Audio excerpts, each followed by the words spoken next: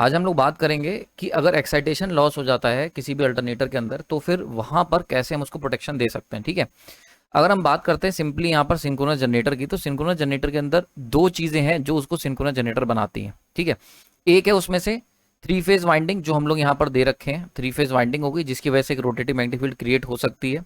Then second चीज जो होती है यहाँ पर वो होता है हमारा रोटर ना। अगर रोटर को ध्यान से देखोगे तो दो इनपुट हम यहाँ पे देते हैं, एक होता है हमारा प्राइम मूवर से इनपुट, प्राइम मूवर से इनपुट दिया जाता है, एंड दूसरा होता है यहाँ पर एक्साइटेशन वोल्टेज। ठीक है, यानी कि अगर एक सिंक्रोनस जनरेटर को अगर हम उसके रोटर को देखें तो उसके अंदर दो इनपुट हम दे रहे हैं, एक है डीसी एक्साइटेशन जिससे हम लोग मैग्नेटिक फील्ड क्रिएट कर रहे हैं और दूसरा है प्राइम मूवर। तो prime mover plus DC excitation ये दोनों जब मिलते हैं तब जाके हमारा सिंक्रोनस जनरेटर जो है वो ऑपरेट करता है। ठीक है, नाउ अब एक क्वेश्चन आता है, क्या होता है कि एक सिचुएशन, क्वेश्चन नहीं कहूंगा मैं, एक सिचुएशन कह लेते हैं जिस केस के अंदर ये जो डीसी एक्साइटेशन है ये फेल हो गया।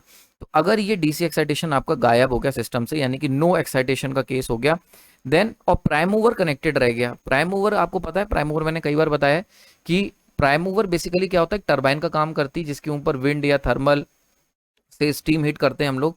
तो प्राइम मूवर का काम क्या होता है कि जो भी रोटेशनल एनर्जी होती है, मैकेनिकल की रोटेशन एनर्जी, उसको हम लोग कन्वर्ट कर लेते हैं सॉरी, जो मैकेनिकल एनर्जी होती है उसको प्राइम मूवर क्या करता है, रोटेशनल एनर्जी में कन्वर्ट करता है। ठीक है, क्लियर हो गया यहाँ पर।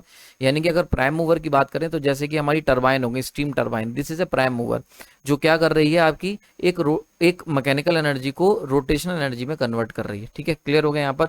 विंड टरबाइन हो गई, वो क्या कर रही है, विंड को रोटेशनल एनर्जी में कन्वर्ट कर रही है। तो प्राइम मूवर का मेन जो पर्पस होता है वो होता है मैकेनिकल पावर को इनपुट देना इनटू द सिस्टम। ठीक, तो अगर ऐसा कोई सिचुएशन आती है जिसके अंदर प्राइम मूवर तुम्हारा सही काम कर रहा है लेकिन एक्साइटेशन फेल हो गया, तो उस केस के अंदर जो सिंक्रोनस जनरेटर होता है it will act as a induction generator. बहुत इंपॉर्टेंट है, इंडक्शन जनरेटर वर्क करने लगता है ना। यहीं से सारी समस्याएं स्टार्ट होती हैं। अगर हम देखें इंडक्शन जनरेटर, जब जब एक्साइटेशन फेल होगा और तुम्हारा सिंक्रोनस जनरेटर कन्वर्ट हो जाएगा इंडक्शन जनरेटर में, तो दो चेंजेस महसूस होते हैं। पहला चेंज कि भैया जो सिंक्रोनस जनरेटर पहले एनआर इक्वल टू एनएस पर ऑपरेट कर रहा था, जैसे ही वो इंडक्शन जनरेटर की तरह ऑपरेट करता है उसकी स्पीड स्लाइटली अप हो जाती है। क्योंकि आपको पता है इंडक्शन जनरेटर हमें मतलब एक induction machine act as a generator जब वो रन करती है as a super synchronous speed पर। तो जैसे ही तुम्हारा सिंक्रोनस जनरेटर जो कि एनआर इक्वल टू एनएस पर रन कर रहा था, एक्साइटेशन फेलियर के कारण जब वो इंडक्शन जनरेटर की तरह रन करेगा तो उसकी स्पीड बढ़ के कितनी हो जाएगी, एनआर ग्रेटर देन एनएस हो जाएगी, स्पीड अप हो जाती है। ठीक है, तो एक चेंज तो ये हो गया। दूसरा चेंज क्या होता है कि it will draw huge amount of reactive power from the supply. क्यों? क्योंकि अब पहले क्या था, पहले यहाँ पर अगर हम बात करते हैं अर्लियर कंडीशन में, तो सिंक्रोनस जनरेटर जो था उसके अंदर मैग्नेटिक फील्ड, एयर गैप के अंदर जो फ्लक्स था उसको मेंटेन करने की जिम्मेदारी जो थी वो डीसी एक्साइटेशन की थी। ठीक है, क्लियर है, बहुत ही सिंपल। लेकिन जैसे ही ये इंडक्शन जनरेटर में कन्वर्ट हुआ, अब इंडक्शन जनरेटर में डीसी एक्साइटेशन तो होता नहीं है, तो डीसी एक्साइटेशन जैसे ही लूज हुआ तो जो एयर गैप के अंदर जो मैग्नेटिक फील्ड होगी जनरेटर के अंदर, उस एयर गैप की मैग्नेटिक फील्ड को बनाने के लिए we need huge amount of reactive power. वो कहां से आएगी? तो induction generator take this huge amount of reactive power from the infinite बस।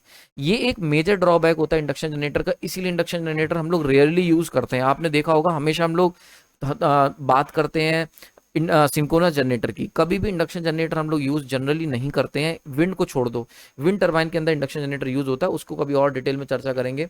और अगर आप चाहते हैं कि मैं एक सेपरेट वीडियो बनाऊं अबाउट द इंडक्शन जनरेटर तो कमेंट सेक्शन में बता देना, इसको बहुत डिटेल में मैं आपको समझाऊंगा कि क्यों, कैसे रिएक्टिव पावर की रिक्वायरमेंट होती है, कैसे इंडक्शन जनरेटर की आउटपुट कैरेक्टरिस्टिक होती है, और क्यों विंड के अंदर हम लोग इंडक्शन जनरेटर यूज करते हैं। अगर ज्यादा कमेंट आएंगे देन हम लोग इसके ऊपर काम करेंगे। ठीक है, तो अब देखो यहाँ पर ध्यान से समझो, दो चेंजेस आए जैसे ही सिस्टम से, जैसे ही तुम्हारे सिंक्रोनस मशीन जो सिंक्रोनस जनरेटर था वहां से डीसी एक्साइटेशन गायब हुआ, तो पहले तो इसकी स्पीड बढ़ गई, एनआर ग्रेटर देन एनएस हो गई।